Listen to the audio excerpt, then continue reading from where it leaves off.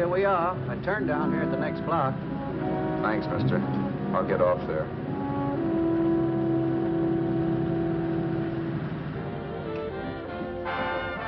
Want anything else?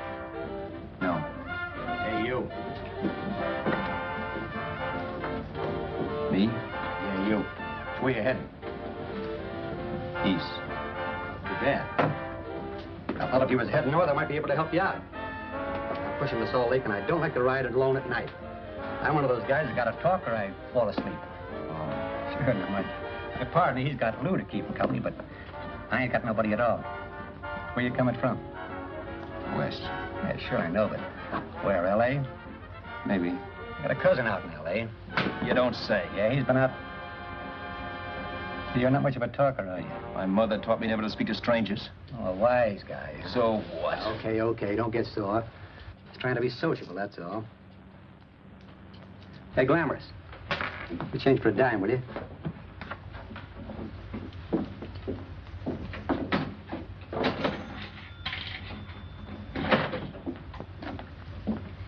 Let's have something quieter this time, Joe. My head's splitting. Is that what's wrong with it?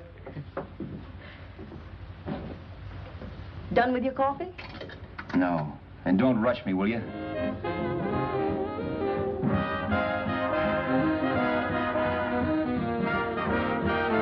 Hey, turn that off. Will you turn that thing off? What's eating you now? Yeah, what's eating you? That music, it stinks. Oh, you don't like it, huh? No, turn it off. Oh, wait a minute, pal. That was my nickel, see? This is a free country. And I play whatever I wanted. Sure, and if you don't like it, you don't have to listen to it. And you can leave here anytime you want to. Okay, I'm sorry I asked. First good piece played tonight and you don't like it. Some people just ain't got any good taste.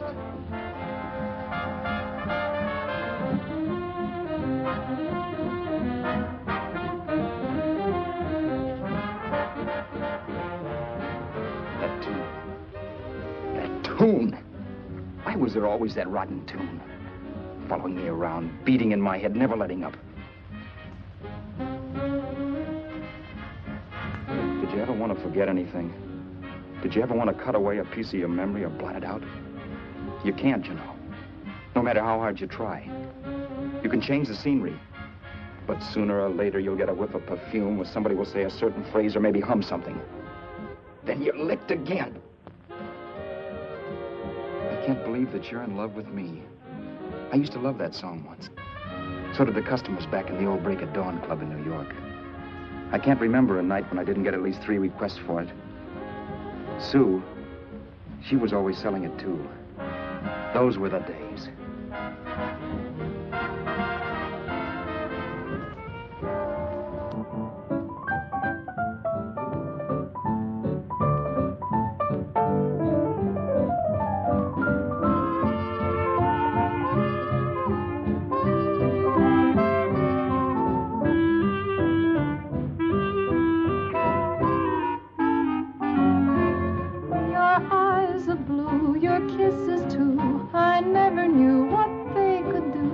I can't believe that you're in love with me. You're telling everyone you know that I'm on your mind each place you go. They can't believe that you're in love with me. I have always placed you far above me. I just can't imagine that you love me. And after all is said and done, to think that I'm the lucky one, I can't believe that you're in love with me.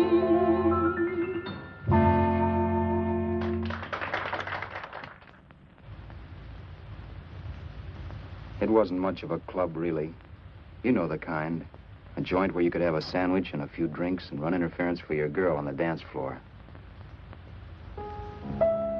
I pounded the piano in there every night from 8 until the place closed up, which usually meant 4 in the morning. A good job as jobs went in those days. Then, too, there was Sue, who made working there a little like working in heaven. But how we felt about each other, well, there was nothing very unusual in that. I was an ordinary healthy guy, and she was an ordinary healthy girl, and when you add those two together, you get an ordinary healthy romance, which is the old story. Sure, but somehow, the most wonderful thing in the world.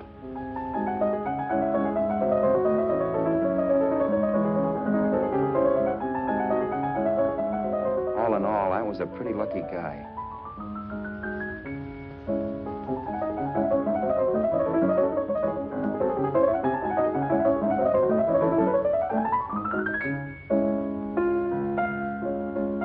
Mr. Paderewski, I presume. It's beautiful. You're going to make Carnegie Hall yet, Al? Yeah, as a janitor. I'll make my debut in the basement. I don't blame you for being bitter, darling, but you mustn't give up hope. Why, someday... Yeah, someday. If I don't get arthritis first. In the meantime, let's blow this trap.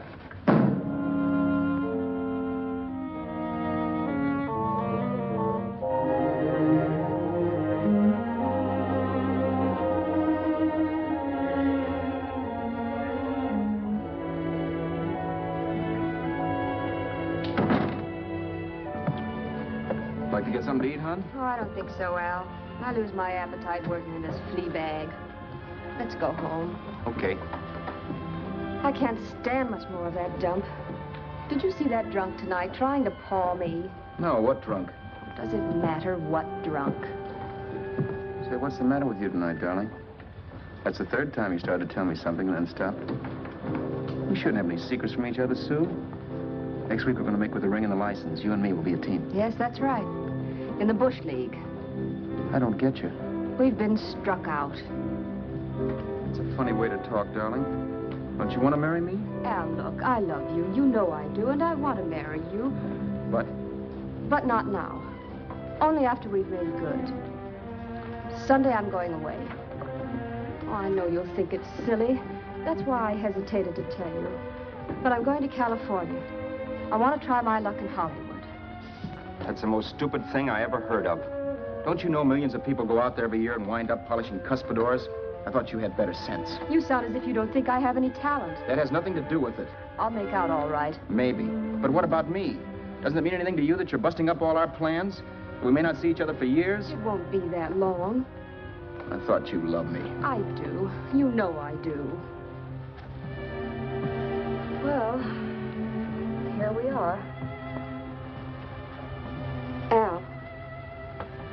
Al, why can't you see my side of it? I'm young. We both are. And we've got all the time in the world to settle down. Oh, really, darling, what I'm doing is the only sane thing to do. I hate the thought of being so far away from you, but we'll be together again someday. Maybe you'll decide to come out too later on. So long. Al, aren't you going to kiss me goodnight? Sure, why not? Good night.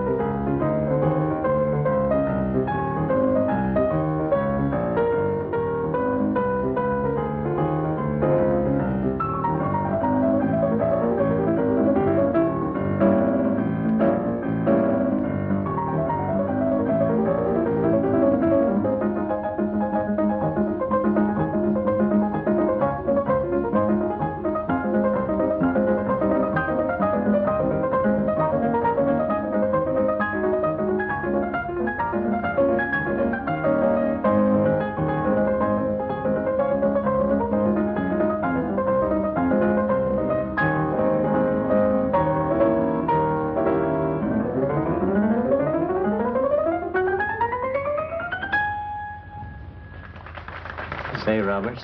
You hit the jackpot this time. $10. Thanks.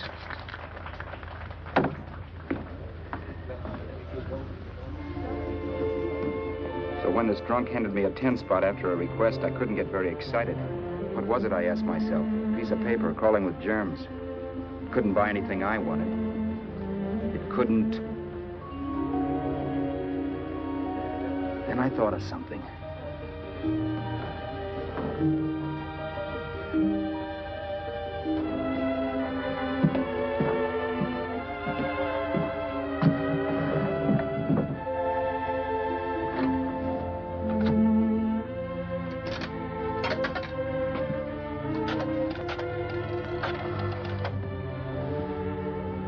Long distance. I'd like to put a call through to Los Angeles. Miss Harvey. Sue Harvey, Harvey. The number is Crestview 65723.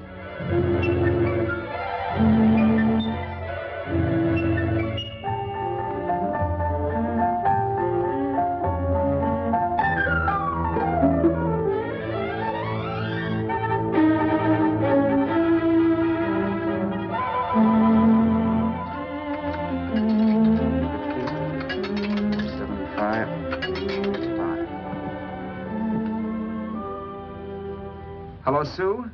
This is Al. Oh, baby, it's great to hear from you, too. What's that? You do?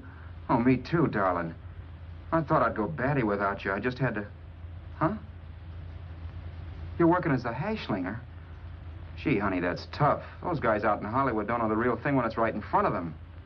You just stick it out, Sue, baby. Keep going around to those casting offices. I'm sure you'll click. Look, I'll tell you what. You stay put out there, I'll come to you. No, don't try to stop me. Just expect me. Train? Who knows? Train, plane, bus, magic carpet. I'll be there if I have to crawl. If I have to travel by pogo stick. And then, let's get married right away, huh? That's the stuff. That's what I've been wanting to hear you say. Well, goodbye for now. I'll be seeing you soon. Yeah. Bye. The only way I could cross country was to thumb rides. For even after hawking everything, I only had enough money to eat. Money. You know what that is. It's the stuff you never have enough of. Little green things with George Washington's picture that men slave for, commit crimes for, die for. It's the stuff that has caused more trouble in the world than anything else we ever invented. Simply because there's too little of it. At least I had too little of it. So it was me for the thumb.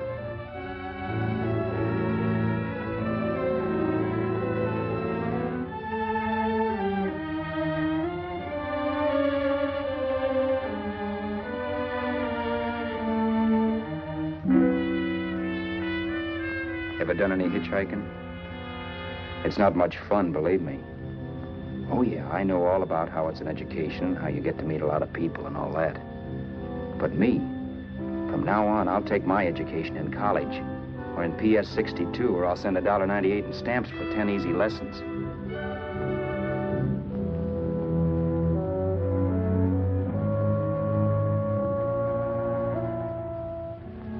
Thumbing rides may save you bus fare, but it's dangerous.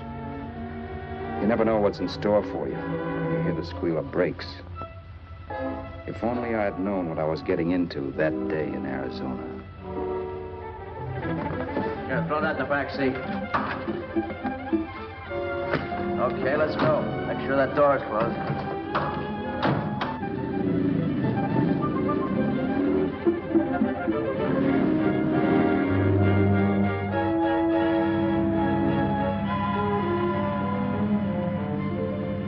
Emily Post ought to write a book of rules for guys thumbing rides. Because as it is now, you never know what's right and what's wrong. We rode along for a little while, neither one of us saying anything. I was glad of that. I never know what to say to strange people driving cars. Then, too, you can never tell if a guy wants to talk. A lot of rides have been cut short because of a big mouth. So I kept my mouth shut until he started opening up. Hand me that little box in the compartment, will you, pal? Hold the wheel, will you?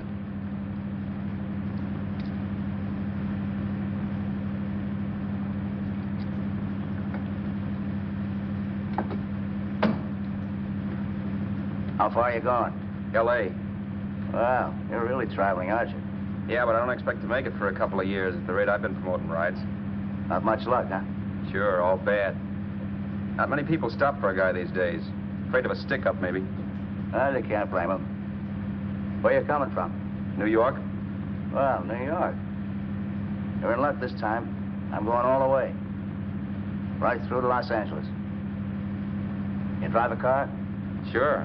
Whenever you're tired, let me know. I'll holler. I guess at least an hour passed before I noticed those deep scratches in his right hand. They were wicked. 3 puffy red lines about 1/4 of an inch apart. He must have seen me looking at them because he said, Beauties, aren't they? They're gonna be scars someday. What an animal. Whatever it was, it must have been pretty big and vicious to have done that. Right on both counts, New York. I was tussling with the most dangerous animal in the world.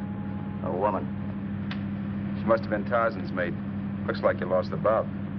Certainly wasn't a draw. You know, there ought to be a law against dames with claws. Yeah. I tossed her out of the car in her ear. Was I wrong?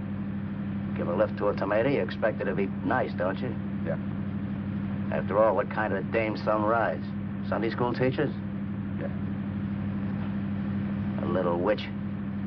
She must have thought she was riding with some fall guy. And me, who's been booking horses around racetracks since I was 20. I've known a million dames like her. 2 million. Yeah. Stopped the car, opened the door. Take it on the Arthur Duffy sister, I told her. That's the stuff. As that was done, huh? But if you want to see a real scar, brother, get a load of this. Wow. I got that one dueling. Dueling? Yeah, we're just kidding, of course. My dad owned a couple of Franco-Prussian sabers. Kept them on the wall for decorations.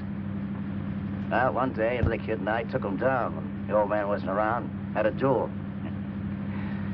He got me in the arm here. Pretty mean cut. Infection set in later. Yeah, I can see that.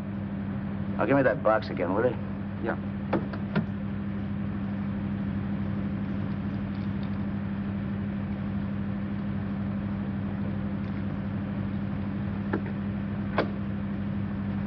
Pain made me lose my head, I guess. I began slashing. Before I knew it, I'd put the other kid's eye out. That was tough. Well, it was just an accident, of course. Do you know how kids are? I got scared and decided I was going to run away from home. Old man almost caught me when I was packing my duds. The bloody rag I had wrapped around my wrist hadn't caught his attention. You'd seen the bundle for sure. But I beat it when he was phoning for a doctor. That was 15, 16 years ago. I haven't been home since. Pull in there for a bite or something, huh? a bite or something. Brother, was I hungry. I hadn't had anything in my stomach for hours. Yet even with that gnawing in the pit of my belly, I didn't want to be in too big a rush to put on the feed bag. First, I had to make sure this guy knew the score. If I got him down on me, goodbye ticket to Hollywood. I'll wait out here for you, mister. Well, if it's the money, don't worry about paying for it. This time it's on me. Well, that's what... Haskell, think nothing of it. You make your first million, maybe you can do the same for me. Come on, New York. I gotta make the West Coast by Wednesday. There's a horse running at Santa Anita named Pirate Bicycle. Means dough to me if I'm on him. We'll make it all right.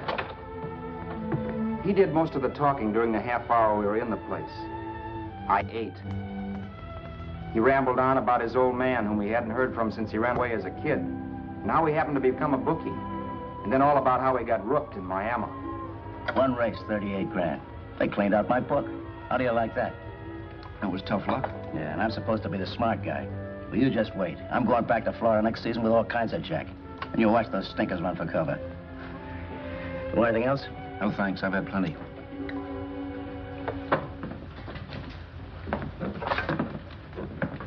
That check there, sister?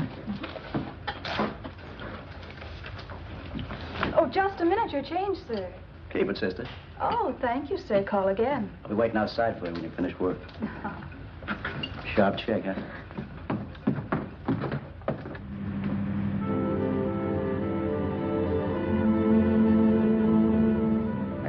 that night while Haskell slept like a log. After a while, I began to get sleepy myself. I was happy, though. Soon I'd be with Sue again. The long trip was practically over, and there'd be no more hoofing it down the concrete.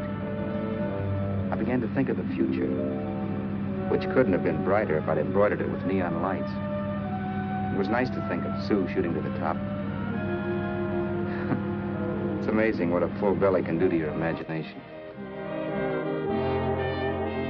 Your eyes are blue, your kisses too. I never knew what they could do.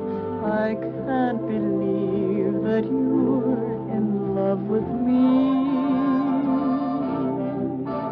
You're telling everyone you know I'm on your mind each place you go. I can't believe that you're in love with me.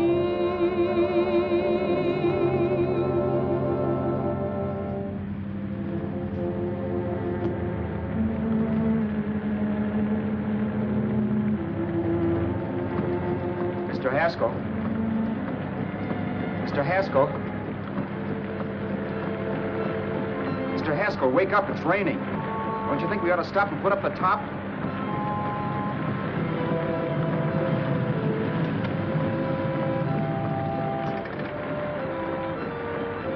Mr. Haskell, I'm going to put up the top.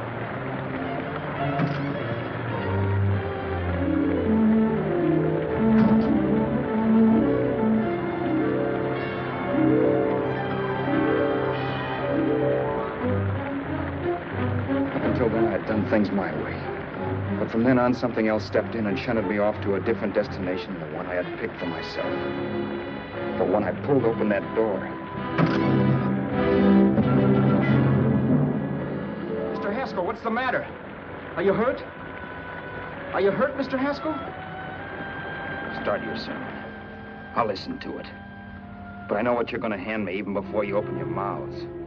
You're going to tell me you don't believe my story of how Haskell died and give me that don't make me laugh expression on your smug faces. I saw at once he was dead, and I was in for it. Who would believe he fell out of the car? Why, if Haskell came too, which of course he couldn't, even he would swear I conked him over the head for his dough. Yes, I was in for it. Instinct told me to run, but then I realized it was hopeless. There were lots of people back down the road who could identify me. That gas station guy and the waitress. I would be in a worse spot then, trying to explain why I beat it. The next possibility was to sit tight and tell the truth when the cops came. But that would be crazy. They'd laugh at the truth. And I'd have my head in the noose. So what else was there to do but hide the body and get away in the car? I couldn't leave the car there with him in the gully. That would be like erecting a tombstone.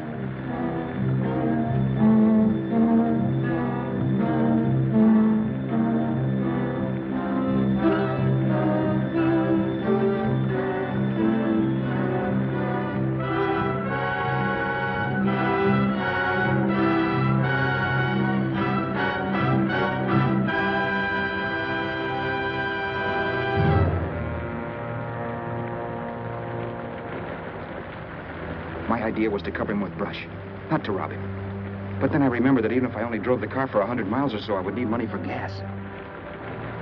Besides, it was stupid of me to leave all that money on a dead man. Not only that, I'd have to take his driver's license in case I was stopped for something. I didn't like to think about it, but by that time I'd done just what the police would say I did, even if I didn't. My clothes. The owner of such an expensive car would never be wearing them. Some cop might pull me in on suspicion.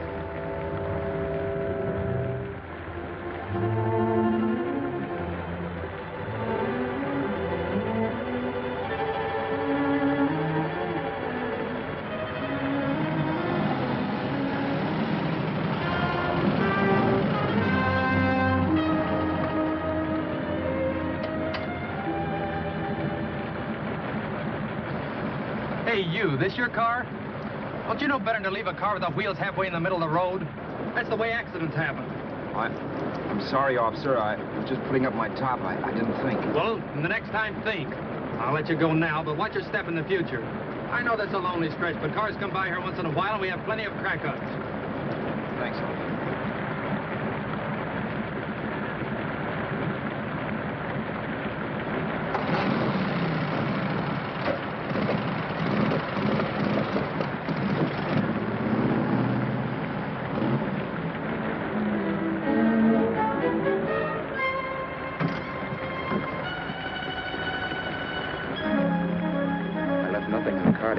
Roberts. If they found a dead man in the gully now, it would be me.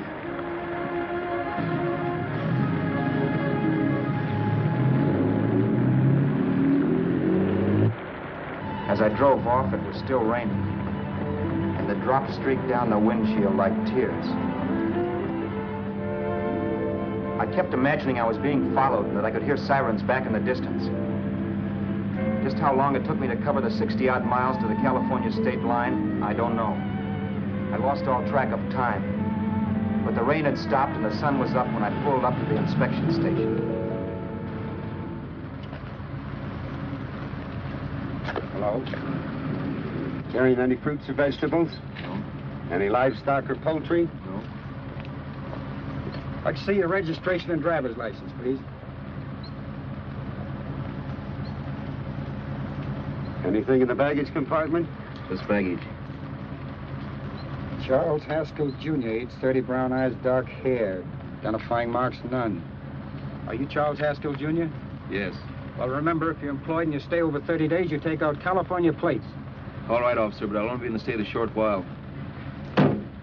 Right, you can go now.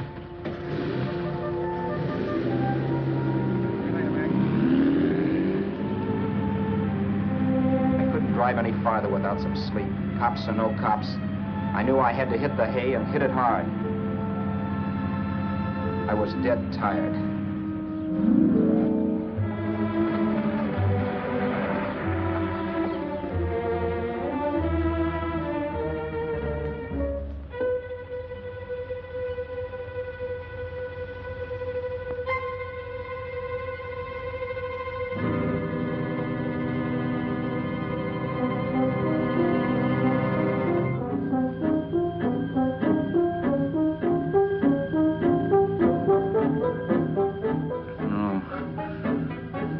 Mr. Haskell. No.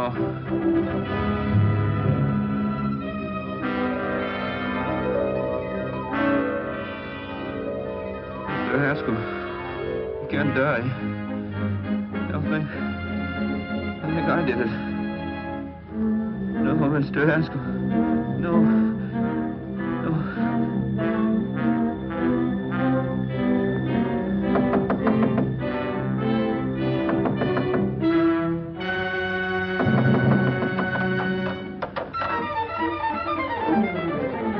Who's there?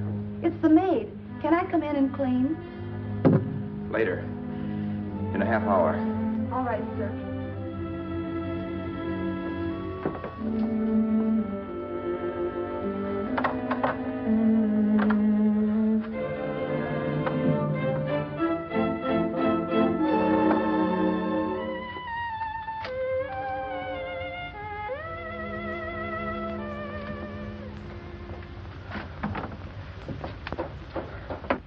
There was no time to lose. Every minute I had to be Charles Haskell was dangerous. And I'd have to be Charles Haskell until I got to some city where I could leave the car and be swallowed up.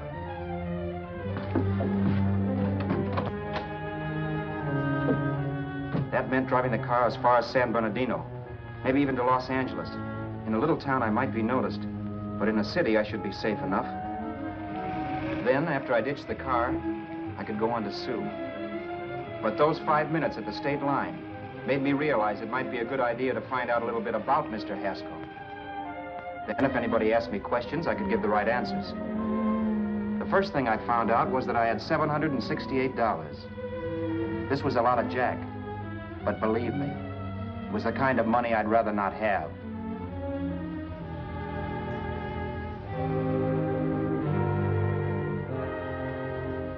And then I found out from a letter Haskell was carting around in his bag that he wasn't the open-handed, easygoing big shot who went around buying dinners for strange hitchhikers. Before I got done reading it, I saw him more as a chiseler. It was written to his old man in California, the one he hadn't seen in so many years.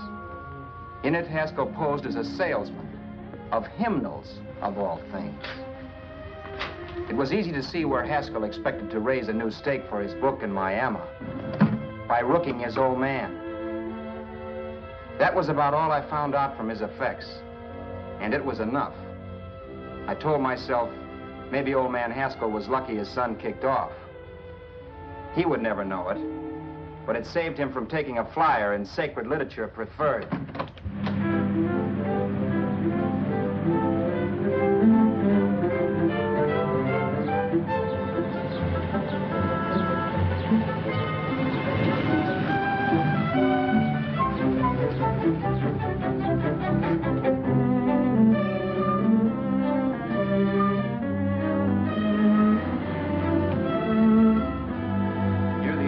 Desert Center, I pulled up for water. There was a woman. Hey, you! Come on if you want to ride.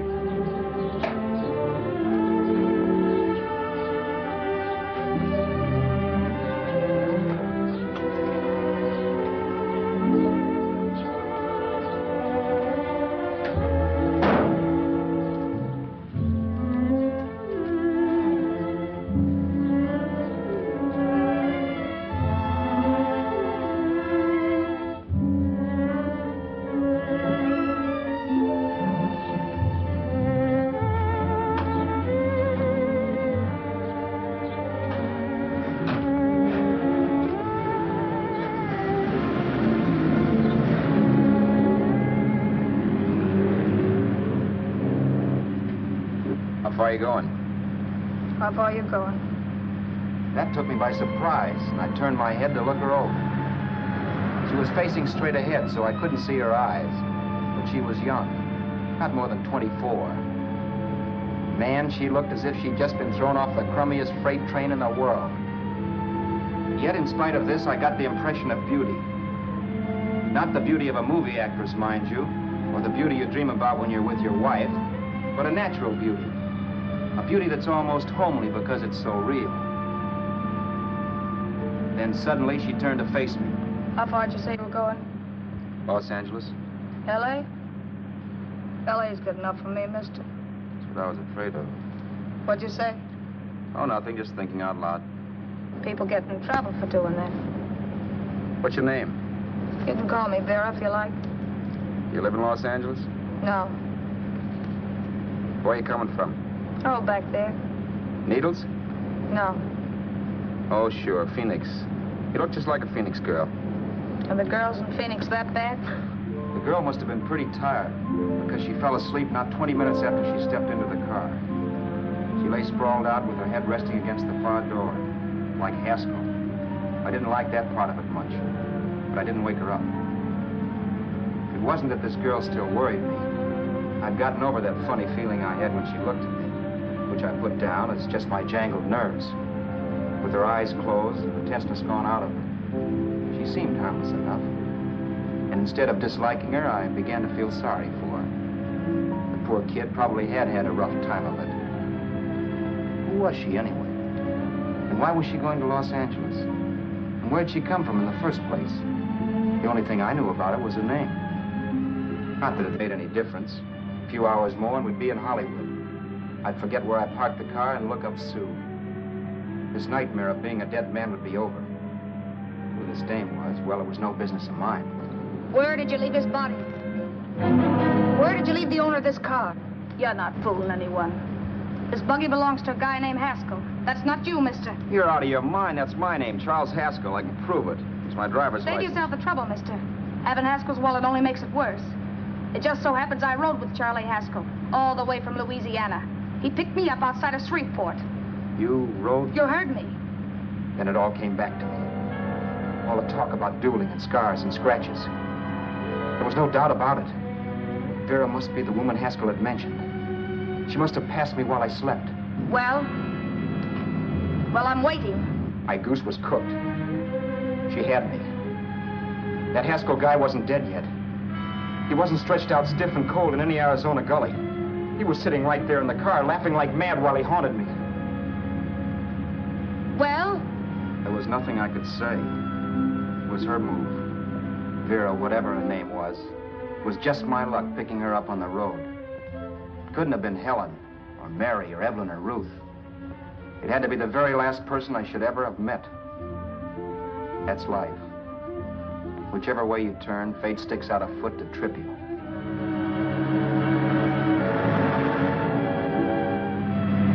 I told her everything, but she didn't believe my story. I should have saved my breath. That's the greatest cock and bull story I ever heard. So he fell out of his car. Say, who do you think you're talking to, a hick? Listen, mister, I've been around, and I know a wrong guy when I see one. What'd you do, kiss him with a wrench? Now, wait a minute. What I told you was true. You see, that's why I had to do it. You think I killed him. Well, the cops would have thought so, too. Yeah, well, maybe they still think so. What makes you so sure I'll shut up about this? Girl, I'm innocent. Give me a break, will you? It won't do me any good having you pinched. The cops are no friends of mine. Now, if there was a reward, but there isn't. Thanks. Don't thank me yet. I'm not through with you by a long shot. Let's see that roll.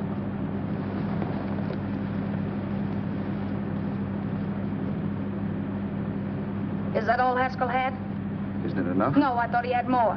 Not that I know of. You can search me. You think I'm holding out on you? Well, maybe I will at that. He told me he was going to bet $3,000 on a horse named Paradisical on Wednesday at Santa Anita. He was stringing you along. He meant 300. Maybe. Sure, $3, 300. He was a piece of cheese, a big blowhard. Listen, mister, don't try and tell me anything about Charlie Haskell. Remember, I knew him better than you did. Okay, then you knew he was a four-flusher. That explains the $3,000 bet. I'm not so sure he didn't have that $3,000. Why should I believe you?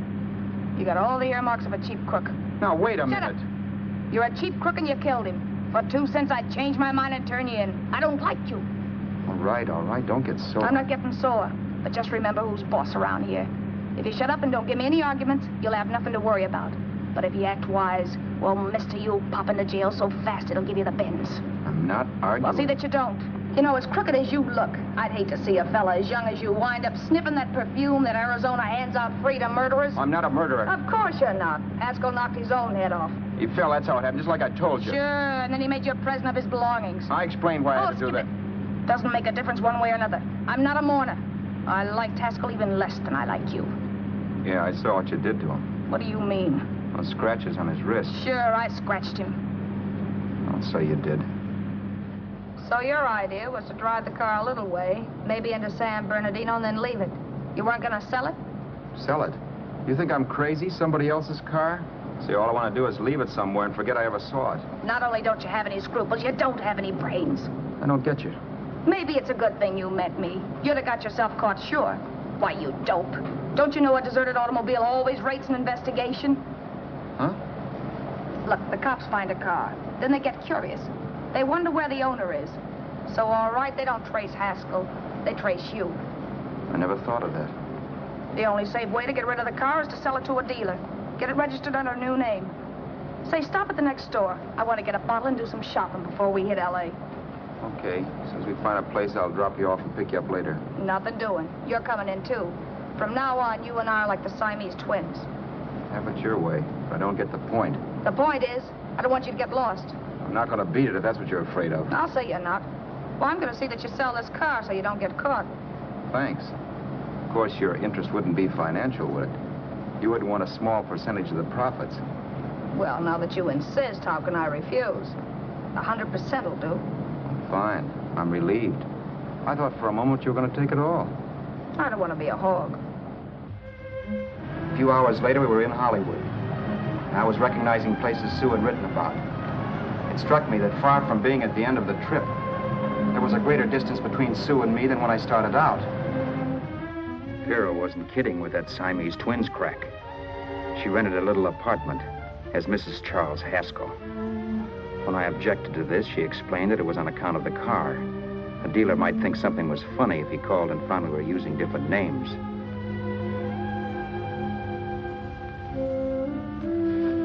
Home, sweet home.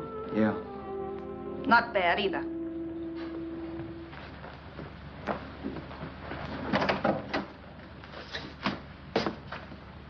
In case there's any doubt in your mind, I'll take the bedroom. Yeah. Sure is stuffy in here.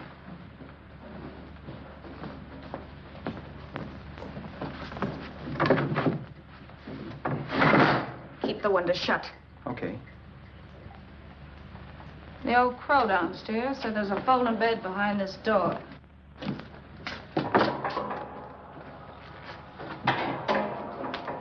You know how to work it? I invented it. Some joint. One can't have everything.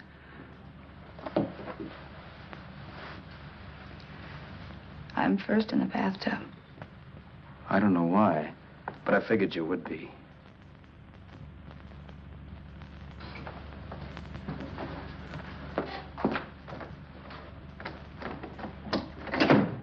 Boy, oh boy. It sure feels good to be clean again. I must be 10 pounds lighter. You must be. Well, hitching rides isn't exactly the way you keep your schoolgirl complexion. I wish that guy with the sacks would give up. Gets on my nerves. Forget it. Have a drink. Aren't you afraid I might take you up on it? If I didn't want to give you a drink, I wouldn't have offered it. Why be a sorehead, Roberts? You got yourself into this thing. You should be grateful I'm not turning you in. Why, if I wasn't regular, you'd be in the pen this minute, being photographed, fingerprinted, and being pushed around by the cops. So cheer up. Get rid of that long puss. Or is your conscience bothering you?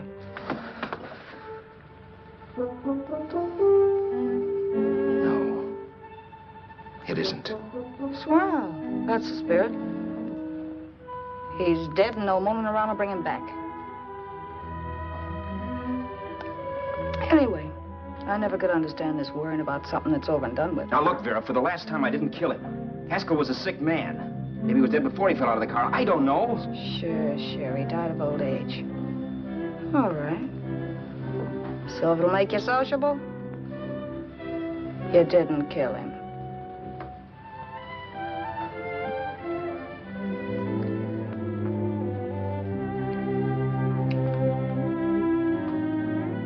Thanks.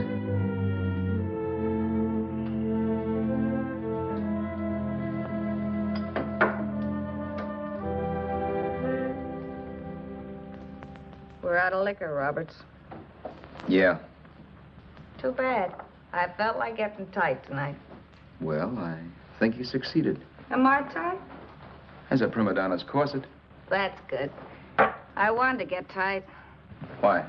What have you got to get tight about? Oh, I don't know. Few things. You should have my worries. If I had your troubles, I'd stay sober. And I've got the key to that door. Yeah. Maybe you're right. I'm always right. You know, I don't like your attitude, Roberts. Well, there's a lot of things I don't like. Sure. But life's like a ball game. You gotta take a swing at whatever comes along before you wake up and find it's a ninth inning. You read that somewhere. That's the truth, Roberts. All you do is bellyache. Taking it easy and, well, trying to make the best of things. But maybe that's what's wrong with the whole world. Get the professor. People knock themselves out trying to buck fate. Now, take you, for instance. You're lucky to be alive. Why, suppose Haskell had opened your door. You'd be playing a harp now. Think of that. You think of it. I'm tired of thinking. There's plenty of people dying this minute. I would give anything to trade places with you. I know what I'm talking about. I'm not so sure. At least they know they're done for. They don't have to sweat blood wondering if they are.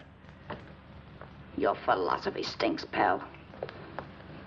We all know we're going to kick off someday. It's only a question of when.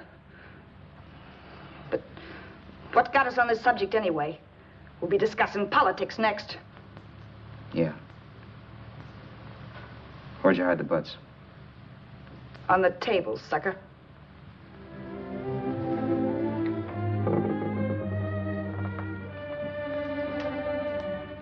We bored each other with conversation for a couple of hours longer.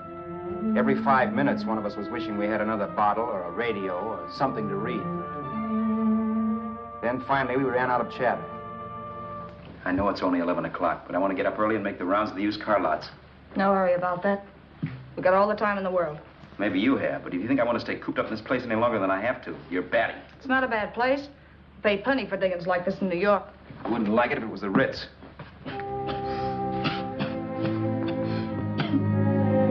Rotten liquor. You got a mean cough. Ought to do something about it.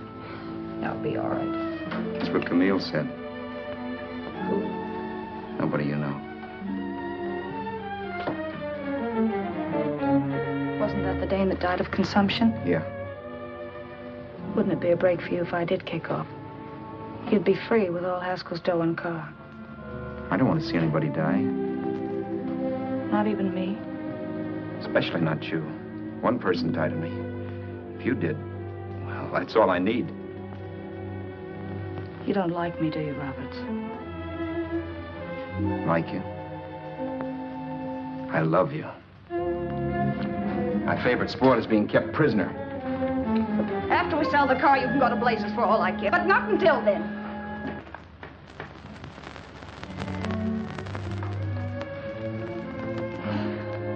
I'm going to bed.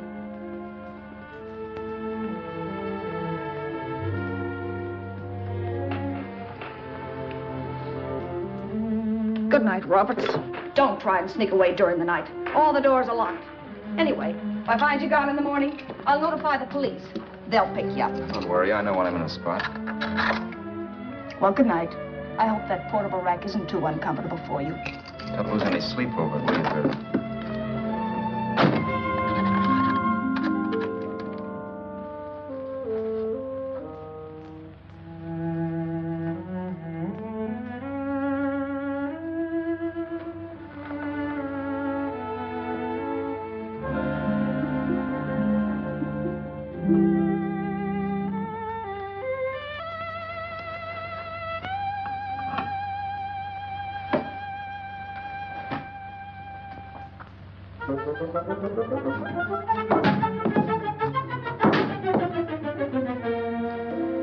Crestview. 6, 5, 7, 2, 3. Hello? Hello? Hello? Hello?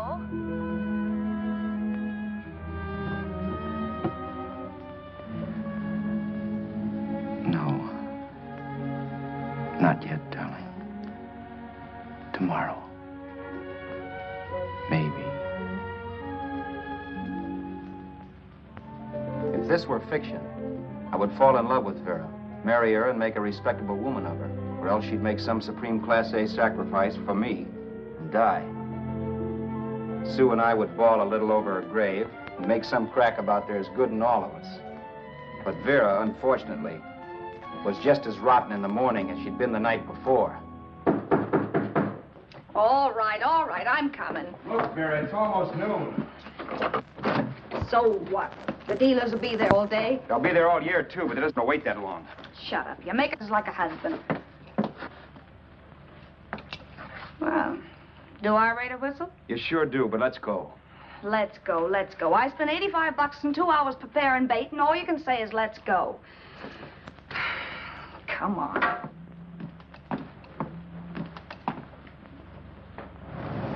We've had a few used car lots last night down this way. What do you think we can get for this heap? I don't know. Plenty. You let me handle everything. Think we can get $2,000? I don't know, but don't worry. I'll squeeze as much out of this guy as I can. If I let it go cheap without a fight, he might think we've stolen the car. And listen, don't make any slips and call me Roberts. That'll cook us. I don't need you to tell me that. You better just sit by and keep your mouth closed. Remember, we're both in the soup if anything happens. Forget it and drive. You're my wife, Vera Haskell. Look, after the deal's closed, let's go back to that place on Hollywood Boulevard where I saw the fur jacket. I want to buy it. After the deal's closed, I'm saying goodbye to you. That's right, I forgot. I guess I'm getting kind of used to you. Well, that's a habit you could start breaking. Let's try this place in the middle of the block.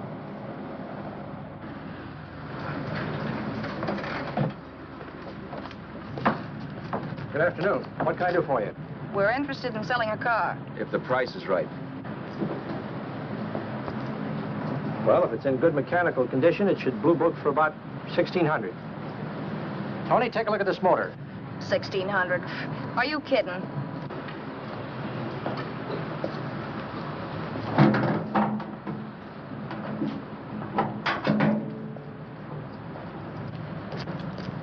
Well, maybe $1,850.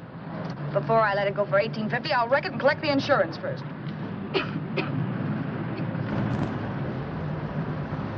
Lady, this motor's seen a lot of driving.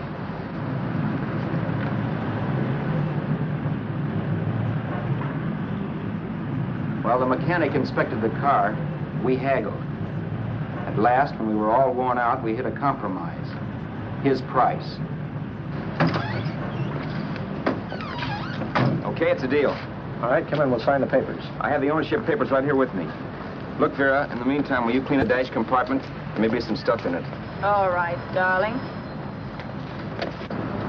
$1,850. That dirty crook.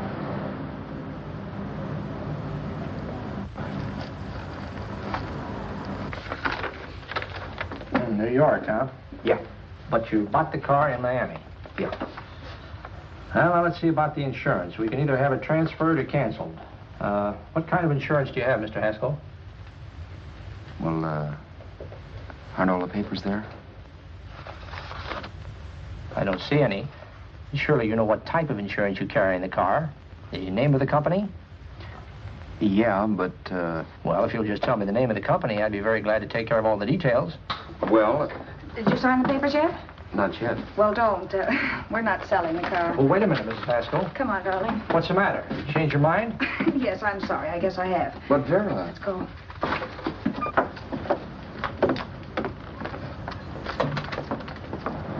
You got me out of a tight spot, Vera. But I still don't understand all this. You will in a minute. I almost threw away a gold mine. $18.50 isn't to be sneezed at. The car doesn't book for as much as I thought. We're not selling the car. You want to keep it. Now, wait a minute, Vera. You said yourself I wouldn't be safe until the car was in someone else's name. I'd like to be free of this mess when I go. That's just it, Roberts. You're not going. There's a drive-in at the next corner. Pull in there and we'll get a bite to eat. And I'll explain. What is this, another one of your brilliant ideas?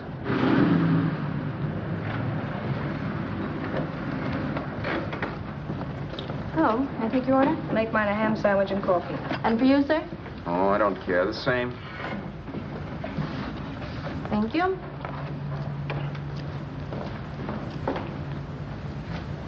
Get this, Vera.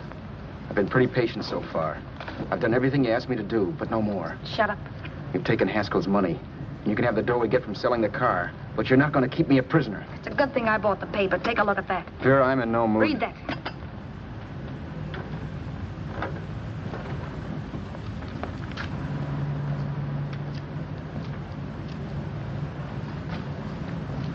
No.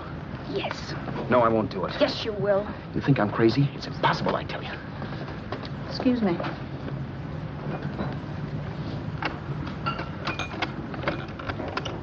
Blow the horn when you're through. No one could possibly get away with an act like that.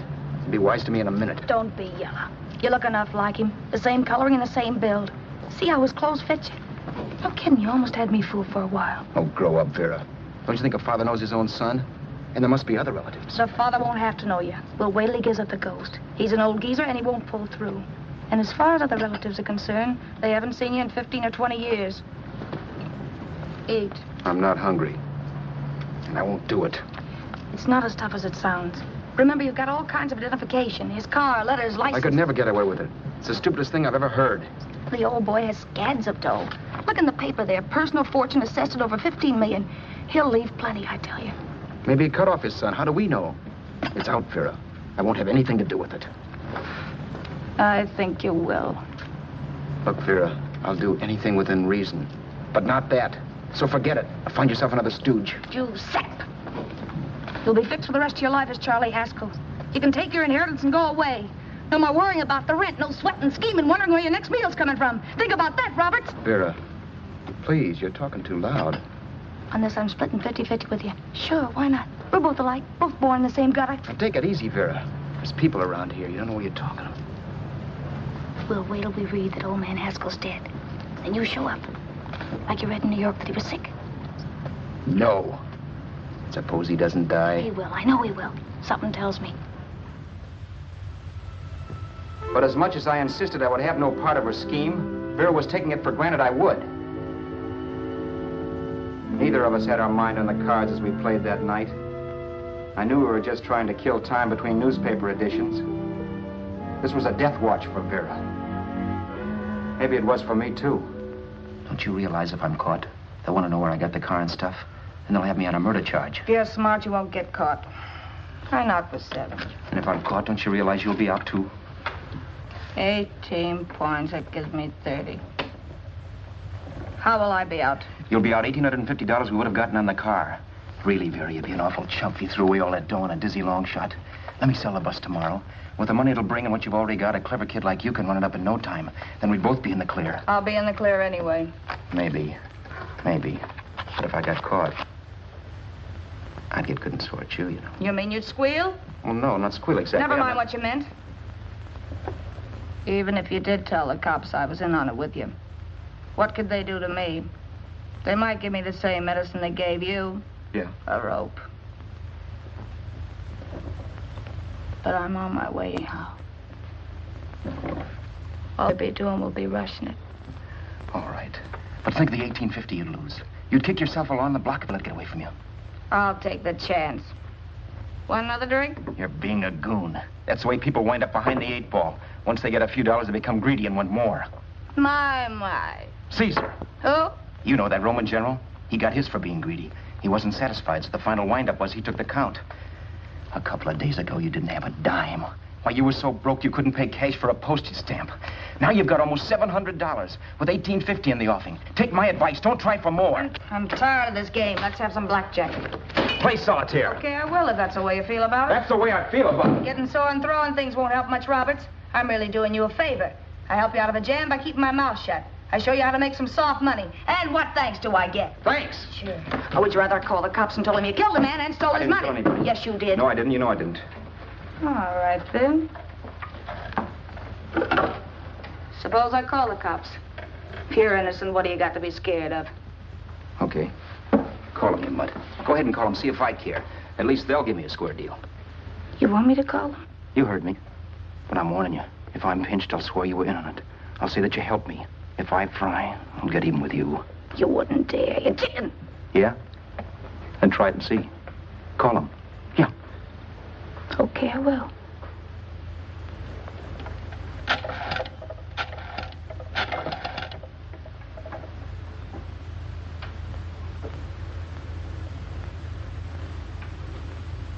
Information? I want the number of the Hollywood police station. Okay, I got it. Thanks. Wait a minute, Vera. You wouldn't do that. Well, wouldn't that? And I'll show you if I would. Take it easy now. Let's talk this over. This was early in the evening, and the conversation, while hectic, was at least pitched low. But as the minutes passed, and more obstacles to her plan popped into my head, the air got blue. Each word coming from our lips cracked like a whip. I reminded her that as Charles Haskell, I didn't even know my mother's name, where I'd gone to school, the name of my best friend, whether I had an Aunt Emma or not, my religion, and if I'd ever owned a dog. I didn't even know what my middle initial stood for. I also pointed out that the real Haskell had a scar on his forearm. His people never saw that scar. He told me he ran away right after putting out the kid's eye. Yeah, but his father knew he was cut. It'd have to be some kind of a mark. So what? The old man's dead, or will be. I hope by tomorrow morning's papers. Anyway, you could cut yourself a little, couldn't you? Boy, for that kind of dough, I'd let you cut my leg off. You're drunk and you're crazy mad, Vera. Turn me in if you want to, but I won't get mixed up in this. Besides, how do we know Haskell was such a phony? Maybe it wasn't the man's son at all. Maybe he just dreamed it up. Well, dreaming or not, you won't be dreaming when the law taps you on the shoulder. There's a cute little gas chamber waiting for you, Roberts. And I hear extradition to Arizona's a cinch. Where's that phone? Vera! Leave me alone. Vera! Here. I want a phone. Call police. I hate you, yellow stinker. You leave me alone. I'll let you alone when you promise to leave the phone where it is. You're drunk. You don't know what you're doing. You're hurting me. Will you promise? All right.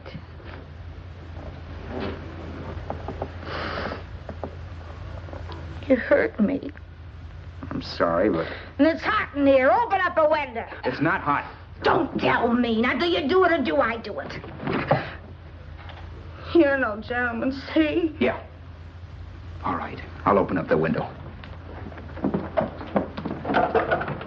Vera!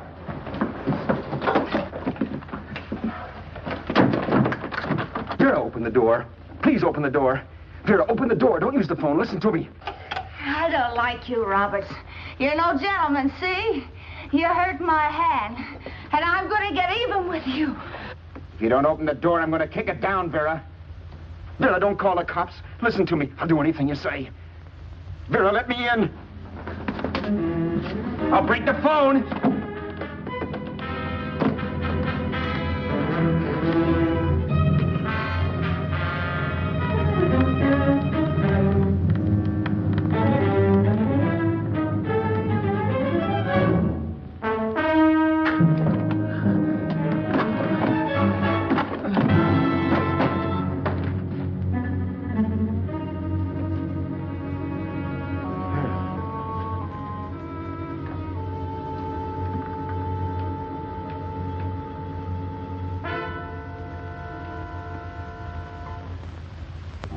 The world is full of skeptics. I know. I'm one myself. In the Haskell business, how many of you would believe he fell out of the car? And now, after killing Vera without really meaning to do it, how many of you would believe it wasn't premeditated? In a jury room, every last man of you would go down shouting that she had me over a barrel and my only out was force. The room was still. So quiet that for a while I wondered if I had suddenly gone deaf. It was pure fear, of course. And I was hysterical, but without making a sound. Vera was dead, and I was her murderer. Murderer. What an awful word that is. But I'd become one. I'd better not get caught. What evidence there was around the place had to be destroyed. And from the looks of things, there was plenty. Looking around the room at things we'd bought was like looking into the faces of 100 people who'd seen us together and who remembered me. This was the kind of testimony I couldn't rub out. No. I could burn clothes and hide bottles for the next 5 years. There'd always be witnesses. The landlady, for one. She could identify me. The car dealer, the waitress in the drive-in, the girl in the dress shop, and that guy in the liquor store. They could all identify me. I was cooked. Done for. I had to get out of there. While once I'd remained beside a dead body, planning carefully how to avoid being accused of killing him, this time I couldn't. This time I was guilty. I knew it. Felt it. I was like a guy suffering from shock. Things were whirling around in my head. I couldn't make myself think right. All I could think of was the guy with the saxophone and what he was playing. It wasn't a love song anymore. It was a dirge.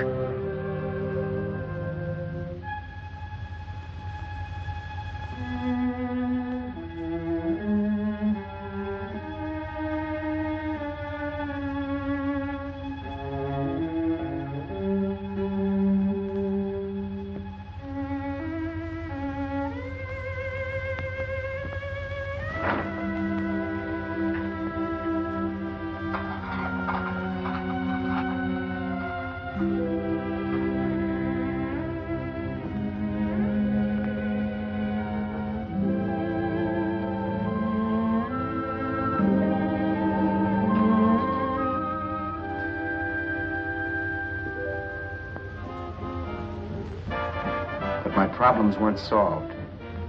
I had to stay away from New York for all time. Because Al Roberts was listed as dead and had to stay dead. And I could never go back to Hollywood. Someone might recognize me as Haskell. Then, too, there was Sue. I could never go to her with a thing like this hanging over my head. All I could do was pray she'd be happy.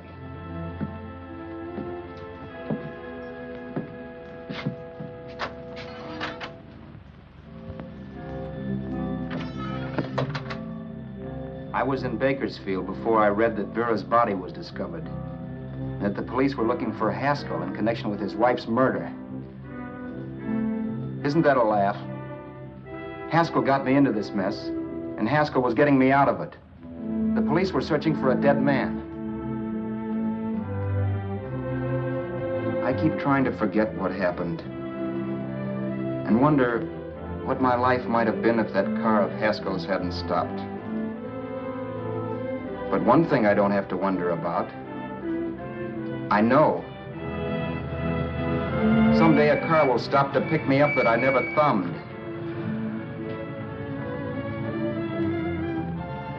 Yes. Fate, or some mysterious force, can put the finger on you or me for no good reason at all.